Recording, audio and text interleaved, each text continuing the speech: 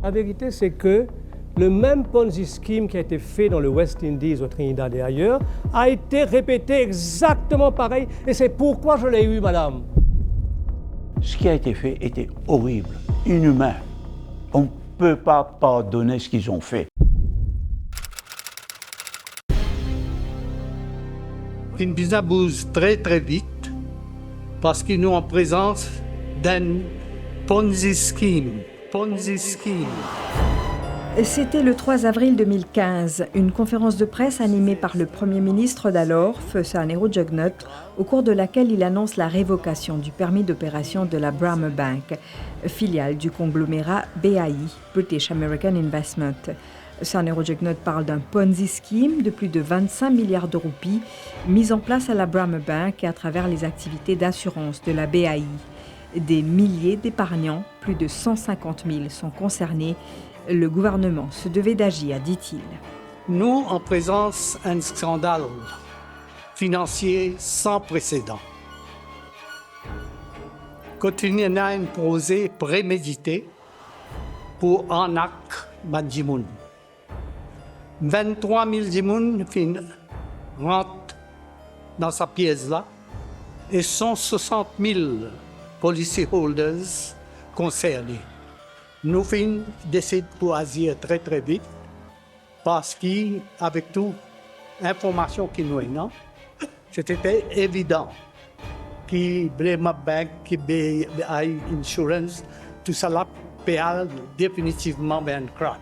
Crash, il y a eu, le groupe de Daoud Rawat s'écroule, avec lui les enseignes Iframa, Courts, Western Union, Apollo Bramwell.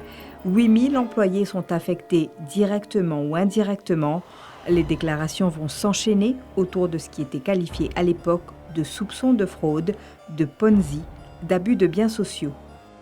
C'est un des plus gros Ponzi schemes qui, moi, me trouvé dans la vie. Quand on est dans fraude, c'est qui ou peut qu'aucun casse. Et dans un man, à cause de me dire, besoin suivre casse dans le compte bancaire pour trouver code casse coquin, code casse aller. Et la nation doit le savoir, c'était un pur Ponzi scheme monté pour voler les gens. Et si je n'étais pas au courant de toute cette magouille montée de toutes pièces pour voler l'argent du public, jamais le jeu aurait été terminé maintenant. Parce que c'est moi qui ai pris la décision de stopper ce jeu. Pas la différence. Oui, dans 135 000 policiers que Djimounine contribuait systématiquement dans l'assurance, dans ma pension aussi. Les épargnants vont descendre dans la rue, criant à l'injustice. Les filiales de la BAI seront vendues les unes après les autres.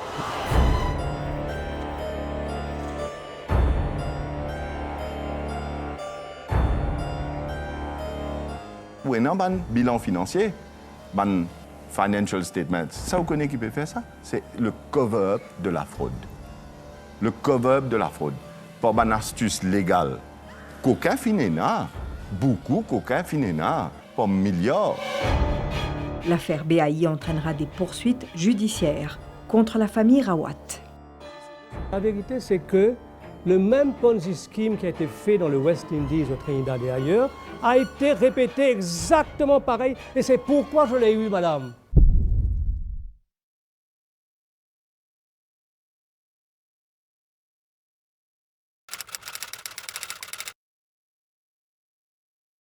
Les dernières 10 années, ça a été un drame pour ce pays. C'était devenu infernal. Donc, pour moi, exil, c'était simplement parce que si je devais retourner, pour une raison quelconque, j'aurais été malmené, pour ne pas être plus précis, par les autorités d'alors. Ma famille craignait bien plus que moi personnellement. D'ailleurs, au départ, quand je voulais rentrer à Maurice, quand la guillotine est tombée, ma famille a confisqué mon passeport pour que je ne retourne pas. Mon épouse Aïcha s'est dit non, je ne vais pas y aller, il faut que je reprenne ton passeport, elle l'a caché.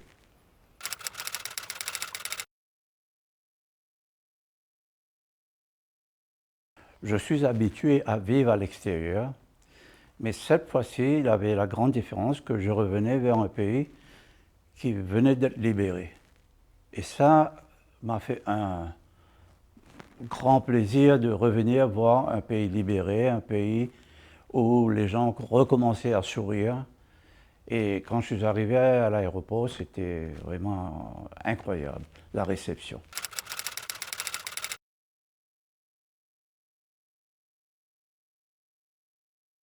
Je suis plutôt tranquille de nature, calme, mais l'émotion que je ressentais à ce moment était peut-être très forte.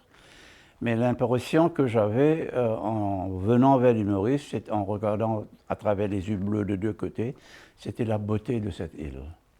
Vraiment, ça m'a fait presque un retour sentimental vers l'île Maurice. C'est vraiment une île d'une beauté exceptionnelle.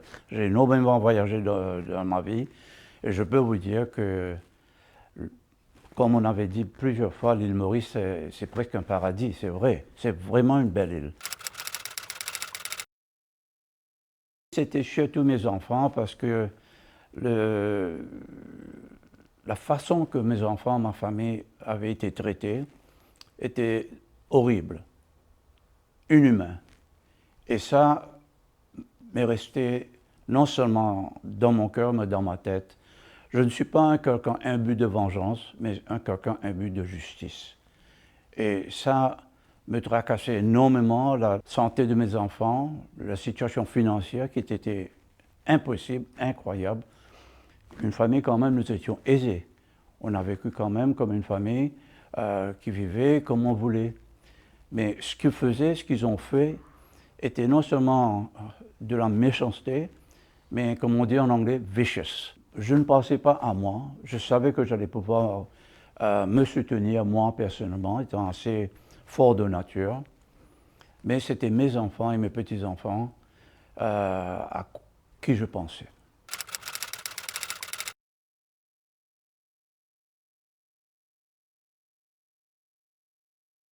Après les élections de 2014, immédiatement j'ai senti presque un cyclone venant vers ce pays. Je ne sais pourquoi, je ne peux pas expliquer ce sentiment, mais ça m'a fait un coup.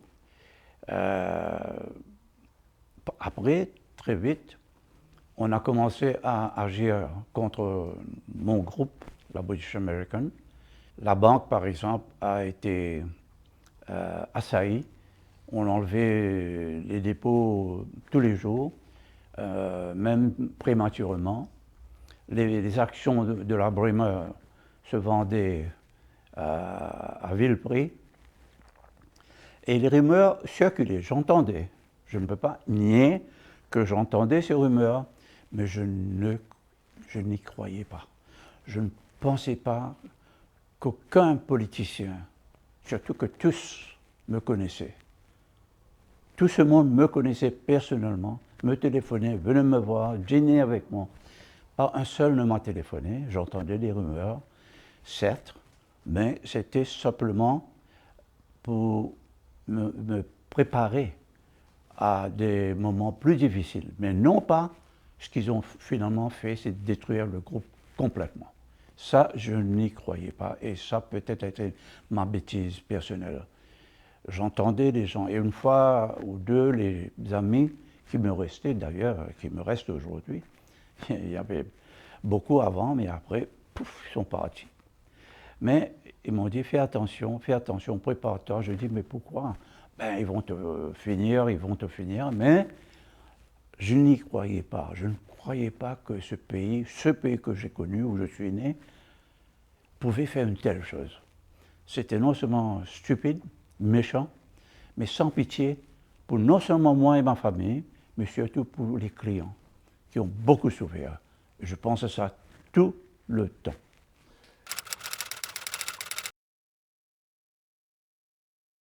C'est une longue histoire, hein, de par le fait que je suis quand même issu d'une famille quand même qui a énormément contribué à l'île Maurice.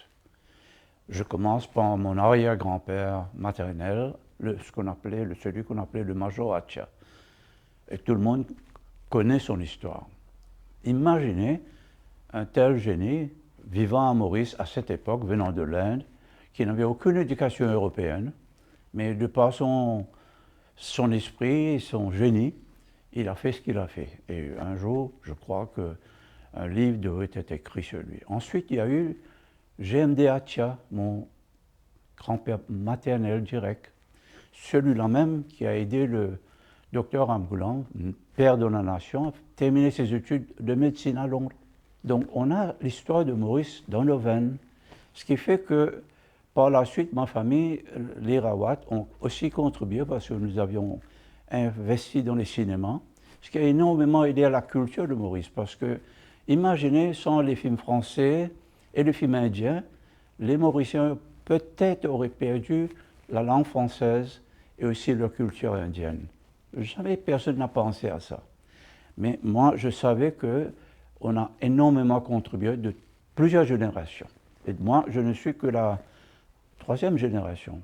Mon grand-père est venu de l'Inde, il a épousé une chrétienne. Donc on est une famille déjà qui avait commencé à évoluer vers le mauricianisme. D'ailleurs, dans les compagnies de mon père, on employait toutes les communautés. Je me rappelle jeune, j'avais un monsieur Mamé qui s'occupait des films. Il y avait le bonhomme chinois qu'on l'appelait. Il y avait des hindous, il y avait le créole de toutes les communautés. Et ça, c'était un but en moi, ce qui est resté, et m'a énormément à créer le groupe que j'ai créé à Maurice. Je représentais un danger pour ceux qui avaient des idées totalement différentes. Ils pensaient que j'étais à agir comme je le faisais pour atteindre à leur pouvoir. Or, il y avait plusieurs secteurs de pouvoir à Maurice, certainement économique, il y a certainement eu politique. Et de ces deux secteurs est venu contre les plans, les idées de ceux qui se disaient ce type-là, je crois qu'il va venir changer le système et ça, on ne le permettrait pas. On ne lui permettrait pas de le faire. Donc, il y a eu des agencements, il y a eu des actions contre nous que je pourrais expliquer par la suite. Si on va vers le fait que le groupe British American, en fait, a été incorporé en 1920, ça fait quand même longtemps. Et ils se sont éparpillés dans le monde avec 38 pays, surtout en Afrique. Et ensuite, en 69 décembre, ils sont venus à l'île Maurice, une petite branche de rien du tout.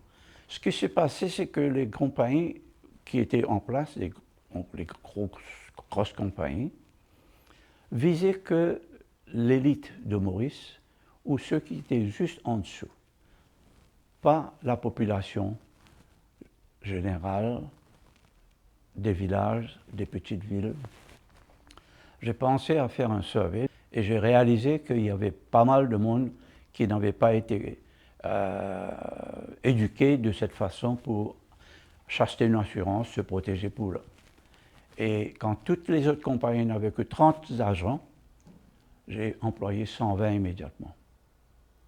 Qui fait que je commençais à couvrir l'île et j'ai pu ouvrir des branches d'abord au Flac, Maïbou, imaginez à cette époque, et ensuite on a commencé à grandir et on ne pouvait plus nous arrêter. Là, je commence à devenir un danger pour ce qui était le commerce de Maurice, parce que j'étais nouveau, et je commençais à dépasser ce qu'on appelait les petites et moyennes compagnies, et je commençais à grandir pour commencer à faire partie des grands. La première fois que j'ai réalisé qu'en fait, j'étais visé, c'était en 1992, quand on décide d'aller faire notre IPO, c'est-à-dire monter sur le Stock Exchange, faire de la compagnie, une compagnie mauricienne, sur le marché, et c'était à la demande du ministre des Finances d'alors, M. Ramasitanen. Un fait extraordinaire, tous les courtiers d'alors, d'actions, stockbrokers comme on dit, se rencontrent et se disent on ne va pas vendre une seule action de cette compagnie. C'est le ministre des Finances d'alors qui m'informe de ça et me dit on va faire notre enquête. va voir Nehru Jagnat, le Premier ministre, demande-lui la permission de faire que la police puisse faire l'enquête, ce qui fut fait à l'époque. Mais on a réussi à survivre, mais c'était la première indication que j'étais visé. Parce que ce n'était pas normal que les groupes de brokers, de courtiers, comme on dit à Maurice, puissent faire une telle action, prendre une telle décision. C'était énorme. De par la suite, les petites actions contre nous, surtout il y avait une presse qui, je ne peux m'expliquer leurs attitudes vis-à-vis de moi, c'est que toujours c'était défavorable. Leurs articles contre mon groupe et Daoud Rawat étaient toujours défavorables. Par contre, ils avaient toujours des louanges pour les autres groupes parce que c'était magnifique, ils étaient extraordinaires. Lui, c'est un parvenu.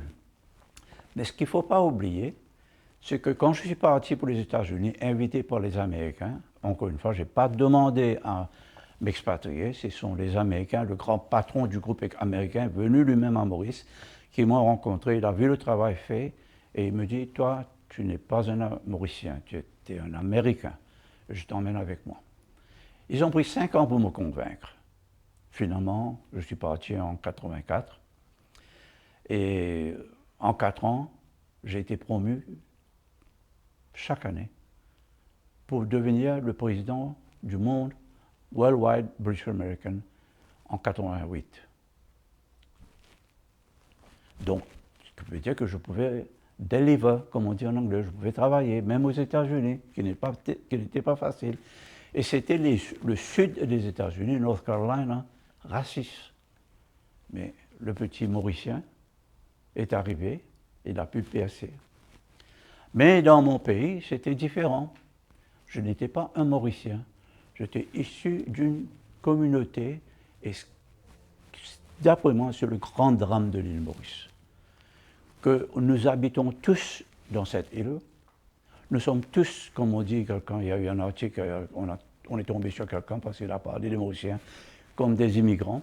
Mais le fait est que l'île était inhabitée, donc nous sommes tous venus d'ailleurs. On n'a pas pu créer cette nation mauricienne. Et c'est ça que je voulais changer avec le groupe. C'est ça que je voulais faire en venant prendre dans notre groupe tous ceux qui vraiment pouvaient devenir mauriciens, étaient nés ici et allaient mourir dans ce pays. Donc ma façon d'agir, au départ, avait commencé à changer un peu et à ébranler l'édifice construit pendant des siècles. La hiérarchie des revenus, la hiérarchie de votre race, de votre couleur, chez nous, dans ma famille, ça ne passait pas. Donc je devenais un gros problème et il fallait s'occuper de moi. Bien que j'étais ailleurs, quand je suis parti pour les États-Unis d'ailleurs, je n'ai pas employé un musulman pour me remplacer. C'était Alain Chong, un brillant garçon, mais il n'était pas musulman. C'était chinois, sino-mauricien. Ça devait faire comprendre aux gens du pays que I meant what I said. Je veux que tout le monde puisse avoir une chance égale, promotion, emploi. Tout ce qui faisait des États-Unis un grand pays, j'étais à l'introduire ici dans mon groupe. Que ceux qui pouvaient arriver à présenter leur capacité à produire, à vraiment être très bons dans leur position, la compétence était le mot d'ordre. Et les gens disent « Ah, il a été protégé par Navin Ramgoolam, c'est quand Navin Ramgoolam est arrivé au pouvoir qu'il a commencé à s'épanouir, etc. » Totalement faux. Ça n'avait rien à faire avec lui. On se connaît, on est des amis, oui. Mais sous son mandat, on a commencé à parler de « related party transactions », c'est-à-dire qu'il nous disait qu'on investissait trop dans notre propre groupe, qu'il fallait désinvestir, qu'il fallait vendre mais baissé à 10%.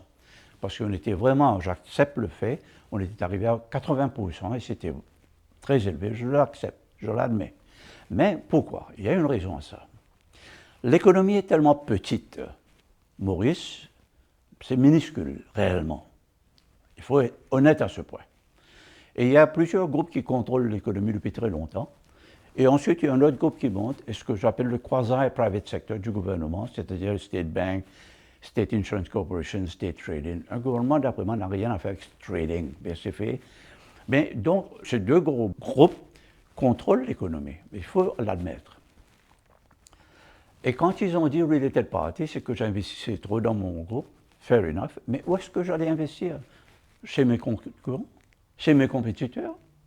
Les deux côtés, c'était mes compétiteurs, assurance, banque, tout ce que vous voulez, ils faisaient. Donc j'investissais, mais il y avait une autre raison, c'est le problème du capital à Maurice.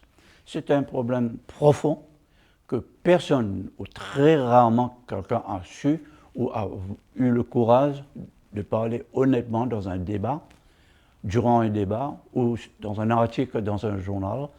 Quelle est réellement la situation des petites entreprises à Maurice? Est-ce qu'ils vont pouvoir un jour monter, etc. Donc tout ça a commencé à créer une certaine situation. Parce que Related Party, c'est certainement vertical. Ils ont dit, Daoud, vous possédez toutes ces compagnies, qui est vrai, alors vous investissez chez vous, c'est pas normal, on n'accepte pas, c'est dangereux. Mais ils n'ont pas attaqué les autres groupes, qui est intéressant, parce que la définition même de Related Party, c'est que vous investissez chez vous ou chez un parent. Or, les autres groupes sont tous ensemble, cousins, tontons, grand-père, grand-mère, neveux, tous propriétaires partout. Et se retrouvent très souvent épousant d'autres de même famille. C'est toujours Related Party, mais ils m'ont seulement attaqué. Donc c'était le début. Et on ne peut pas dire que Navin Ramgoolam me protégeait, c'est pas vrai. D'ailleurs, je peux mettre au défi n'importe qui pour me dire, voilà un projet, 2 projets, 3 projets, grands projets que Navin Ramgoolam vous a donné. Le seul projet qu'on a eu du gouvernement, c'était de refaire le Parlement qui était en bois, vieux bois. Et la raison pour laquelle le groupe BAI IRECO, que nous possédions, gagne le projet, parce que j'avais acheté une petite compagnie de M. Morel qui était en difficulté financière. Et lui, il était un expert en bois. Donc, de ce côté-là, on a pris le projet et en fait, on a perdu de l'argent parce que quand vous voyez un vieux bâtiment, c'est peint, hein, vous ne savez pas comment est vraiment l'intérieur de ce bâtiment. Il y avait pas mal de bois pourris, etc. Et on a dû refaire complètement pas mal de cet édifice et on a perdu de l'argent. Mais arrivé à décembre 2014, il y a eu un agreement, un accord entre plusieurs groupes que je n'ai pas cité et nommé pour le moment. Ça viendra en cours parce que non seulement on attaque immédiatement à travers la Bremer Bank, c'est-à-dire prendre l'argent, retirer des sommes énormes, vendre des actions, ne plus payer leurs dettes pendant 3 mois. Il y a certains groupes qui ont cessé de payer leurs dettes. On se dit, mais pourquoi? Pourquoi? C'est presque comme quelqu'un m'a dit, c'était le perfect storm qui arrive sur vous, de tous côtés. Malgré les faits que j'ai été voir, et le gouverneur de la Banque centrale, j'ai été voir Saneru Jagannath. Quelqu'un m'a dit, allez voir, demandez-lui pourquoi on est enlevé autant d'argent de votre banque.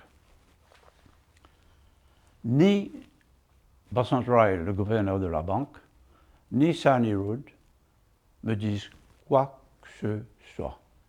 Tout va bien, on est bien copains avec toi, etc. Non, le temps ne fait pas, il n'y a rien. Je demande un rendez-vous à Lakshmi Narayan, qui était ministre des Finances. Silence complet. On ne répond pas, on ne me donne pas un rendez-vous. Et je suis parti à la fin, le 11 mars 2015, sans jamais l'avoir vu. Vous savez qui c'est, M. Lachminaralu? Ça, je n'ai pas peur de citer son nom, parce que lui-même, publiquement, à la télévision de l'Express, il a dit « je l'ai eu ». Donc, si on commence à réfléchir à tout ça, à mettre de côté, est-ce qu'il y avait un complot? Ben, certainement, il y avait un complot, parce que toutes ces actions ne pouvaient pas être prises individuellement, séparément. Donc, on s'était convenu à vraiment agir en même temps. Mais pire, après avoir pris ce qu'ils ont pris, ils ont dit Ponzi, ils ont dit fraude monumentale, ils disaient n'importe quoi à la télévision MBC d'ailleurs, et c'était totalement faux. La raison est simple. Parce qu'on m'avait demandé de réduire à 10%, je devais ou bien cesser d'investir dans mon groupe ou introduire d'autres investisseurs, shareholders, pour venir faire que le capital puisse bien plus élargir. Alors, ce qui s'est passé, c'est que la nouvelle est sortie et ça a commencé en novembre 2014. Là, nous sommes arrivés en janvier maintenant. La Bremer Bank commence à souffrir et les rumeurs persistent. Et là, incroyable mais vrai, beaucoup de grands groupes du monde entier commencent à venir vers nous. Il y a Mutual de l'Afrique du Sud, MMI qui est même venu faire un due diligence avec 15 techniciens, actuaires et comptables ici. J'avais toutes les solutions pour résoudre tous les problèmes du groupe Amoris. Le complot n'avait rien à faire avec la British American, la performance de la British American. Le complot avait un objectif totalement différent, détruire, effacer de Maurice Daoud et le BAI. Parce que j'étais devenu quelqu'un qui allait ébranler le système. Du fait qu'on avait compris que j'allais devenir le plus gros groupe à Maurice avec mes investissements en Afrique. C'était magnifique, Britam. Nous étions le deuxième plus gros actionnaire de la deuxième plus grosse banque de Kenya, Equity Bank. Et on avait racheté l'équivalent de Mauritius Housing Corporation, Kenyan Housing Corporation, nous avions racheté. Et on était les propriétaires majoritaires, les actionnaires majoritaires de ça. Imaginez, et ça me fait pleurer des fois quand je pense au prix qu'ils ont vendu Britam. D'ailleurs, le gouvernement avait commencé une commission Britam parce qu'ils avaient soupçonné qu'il y avait quelque chose qui n'avait pas été bien fait. Et c'était énorme. Ils ont vendu ce groupe là-bas pour 25% de la vraie valeur de ce groupe. Imaginez, on aurait pu payer tout le monde immédiatement. Et moi, demander à n'importe quel ancien client du groupe, on a toujours été payé, rubis sur ongle, par British American, tous les mois. Donc on n'avait pas de problème.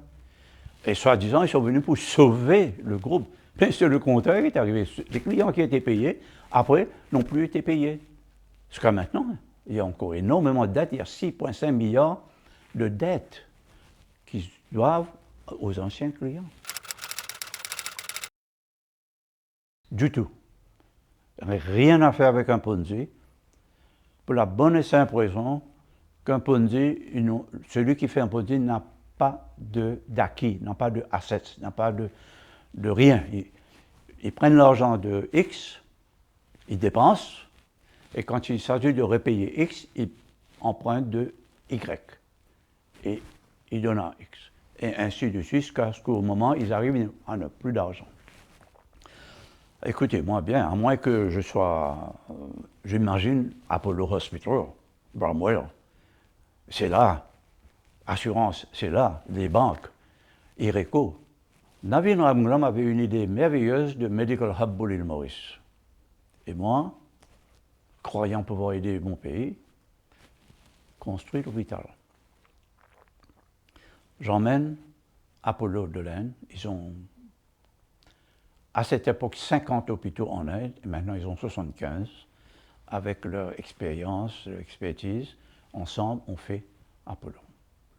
On a commencé à développer du côté médical, pas seulement voir quelqu'un qui a une petite blessure ou un problème de cœur ou que ça.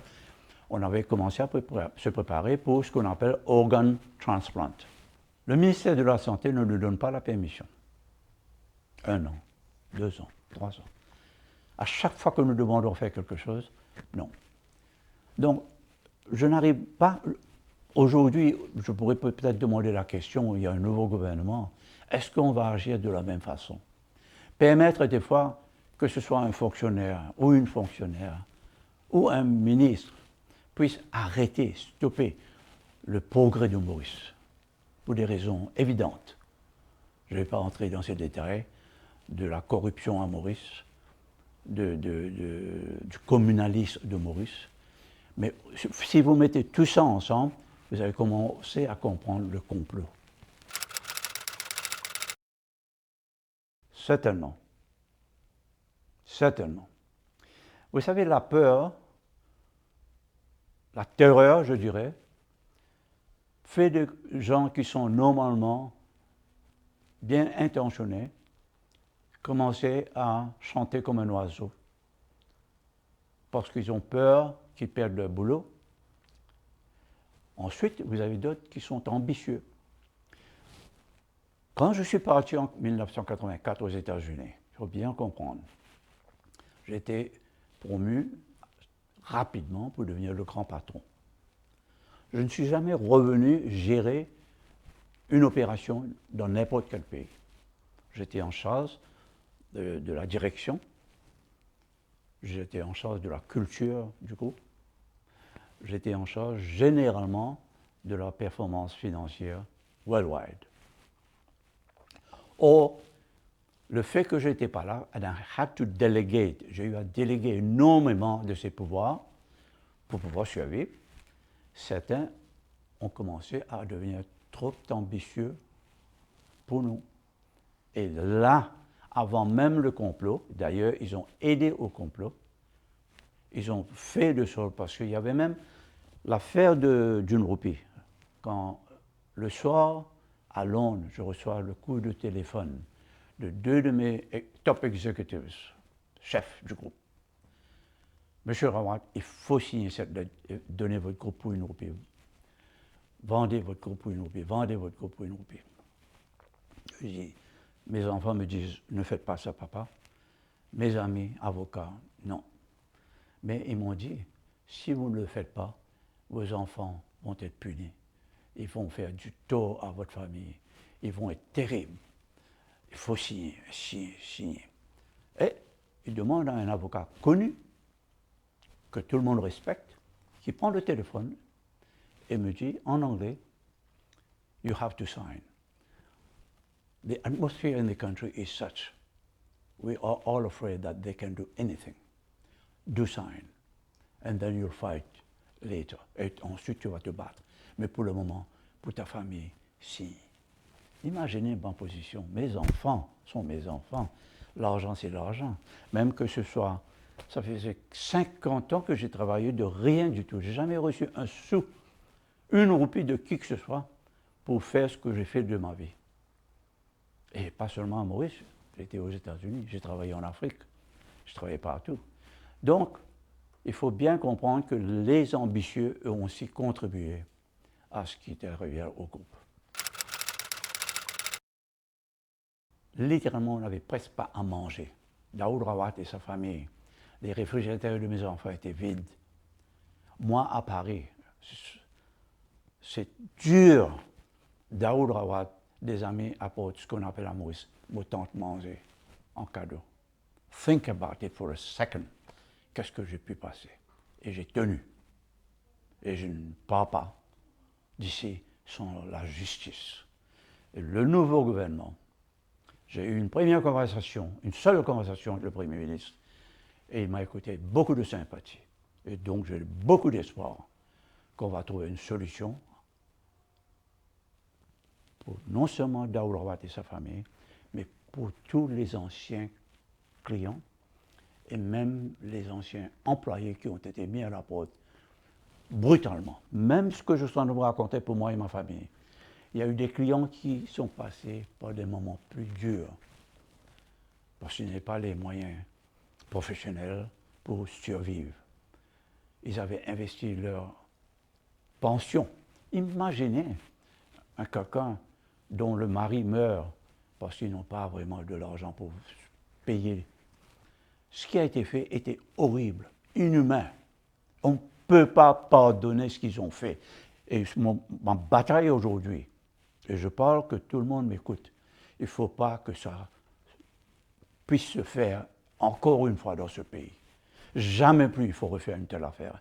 Il faut que le gouvernement, il faut que la presse, s'ils ont un peu de force aujourd'hui, disent « enough is enough ». Jamais plus il faut faire ça. C'est honteux pour l'île Maurice.